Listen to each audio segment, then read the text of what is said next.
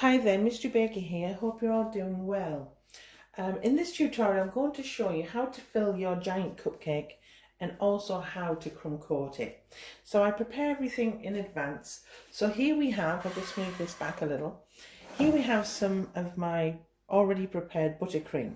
And all I did was I put in 200 grams of butter, and I'd make sure it was unsalted and soft because you'll have a nightmare on your hands if it's hard and hasn't been allowed to warm up in the to room temperature. I've also got 330 grams of icing sugar, okay, and then I whipped that up and I added 1 teaspoon of vanilla extract. And to be fair, don't overload with vanilla extract because it can become very screechy if you do. And finally, I added 2 to 3 tablespoons of milk, and I whipped it all up. So my buttercream is ready and waiting. So we're going to start with the base first. And what I've done is with a knife, I've gone round and found round about the middle. It doesn't have to be exact, but round about the middle. And I've cut around it. I mean, you can leave the cake whole, but I really think that it's all about the taste at the end of the day, and I think it would be pretty dry if you didn't add a filling to it. So I'm going to take this off and remove it like so. Just put that there like that. Okay, so I'm going to add my jam first. And this is just regular strawberry jam. I'll just make sure this is picking up. Yeah. And I'm going to put a liberal amount, not too much, but enough to give it a nice flavour. Okay, and give it some moisture too. And with my small, infamous palette knife, I'm just putting that jam, a nice liberal, not too little and not too much. Okay, because if you put far too much in, it'll push out at the sides. Okay, so that's that. Okay, so I've placed the other half on the turntable, and I'm going to add some of the buttercream. Okay, like that. Okay, not too much again. You can always add more, and just going to very gently. Oh, it's moving around because it's not affixed. I haven't fixed it to the cake board because I've made a cake board, a wood effect cake board. And if you want to see that tutorial, how I made the wood effect cake board or something similar, you can click in the description box and I'll have the video there. So a nice, generous amount of buttercream. Don't overload at this stage, because again, we don't want to push it out too much. You see, the thing is with butter, it's quite temperamental. And in hotter climates, you can have disasters on your hands if you overload with buttercream. But I still want a nice amount on there. And it's relatively level, and it doesn't matter if it comes out at the sides at all. So I'm just going to wash my hands. I'll be back in a second. Okay, so I've brought the jam one back in, and I'm going to place the cream onto the top and just try and find itself like so, like that. And then with your palette knife, just scrape off any excess like that. It doesn't matter because we'll be crumb coating it, but it's always best. And then I'm going to now just place that in the fridge for about 10 to 15 minutes. Gives me a chance to get rid of all of these crumbs. And when we come back, we'll start the crumb coating process. Back in a bit. Okay, so I've started crumb coating because I didn't want to make this tutorial very long. It's going to be long, but not too long. So with your buttercream, I'm just going to, you can use a large spatula or palette knife, but I tend to use my little miniature one.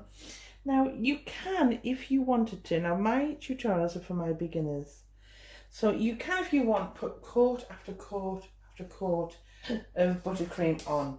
I tend not to, but that's entirely up to you. You'll find your own way. I'm just putting a thin coating on. I'm trying to fill in where the filling is joined. I'm trying to fill in that section, but I'm not wanting too much coating on because it's temperamental, and when you're a beginner you don't want it melting on you or anything like that, or literally falling off the cake. So now I've done that, I'm going to put some on the top. Not too much for now. Okay, and let's put some on the top there, like that. Turning as I go. My camera might be a little bit skew. Oh, a little bit of icing sugar there, sorry, so I've took it out. It doesn't matter if it goes over the edge, okay, it doesn't matter. And remember, this is actually going to be the bottom because we flip it. The larger section, it's a cupcake, so it slopes outwards, okay? So because it's gone over the edge, all you do is you just skim round like so, taking off any excess like that, yes. And then there's a little bit of a lip. Don't know if you can see that. I'm just going to bring that in. It's just gently scraping off any excess like that. Okay, like that. And I'm going to put that back in the fridge. I might do another coat, but if I do, I'll let you know. And I'm going to put that in the fridge, and then I'm going to start on the top. And what I'll do is I'll cut that in half too. Fill it with jam, just like I did here, and fill it with cream, and then sandwich them back together. I'll show you a picture rather than doing a demonstration of that. And then I'll come back when I start crumb coating it. Back in a bit.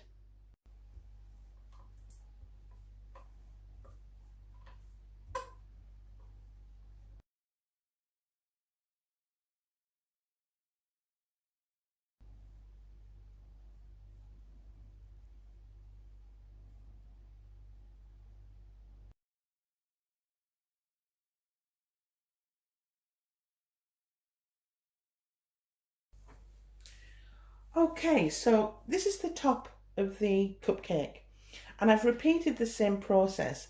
I've cut it in half and I've put my filling in the middle, and I've started the crumb coating process. Now this is a little bit different. As you can see, there's ridges in it, and it doesn't really matter about those ridges because I'm doing a contemporary take on the giant cupcake, and so it doesn't matter that these ridges aren't filled in perfectly. So the top is just basically, you're just adding the buttercream to add a medium for the fondant to stick to. That's all you're doing here. So it doesn't have to be perfect. Okay, as long as you fill in the ridges, yeah, fair enough. But nothing has to be perfect, and one coat again will do. Okay, one coat will do. I've got the base still in the fridge, and I'll take that out, and I probably will do a second coat on that. And I'll probably come in halfway and show you when I'm halfway through doing the base. But as I said, this top, it's just, you're adding it for a medium. So you don't need any skill here. You just whip that cream on like so, and then just smooth around it like that, like so, starting at the bottom and then swirling to the top like that. One coat will do. I'll be totally honest with you, one coat will do. And I'm going to put that in the fridge now, and when I come back I'll show you how to crumb coat the second coat, sorry, of the base. Back in a bit. So I've taken this out of the fridge. Now this is the base of the cupcake. This is like the cupcake case, if you understand. And I am going to put a second coat on because I have some ridges there, and I'm not putting the ridges in my cupcake. I'm trying to, it doesn't matter, but I'm just putting a thicker coat on now. Not too much though, please. Try not to overdo it, especially if you're a beginner. Okay, it's too temperamental. Too many things can go wrong, and the last thing a beginner wants is extra problems. So at first, just get it on there. Going down to the bottom as and when you can, like that. Keep going, like so.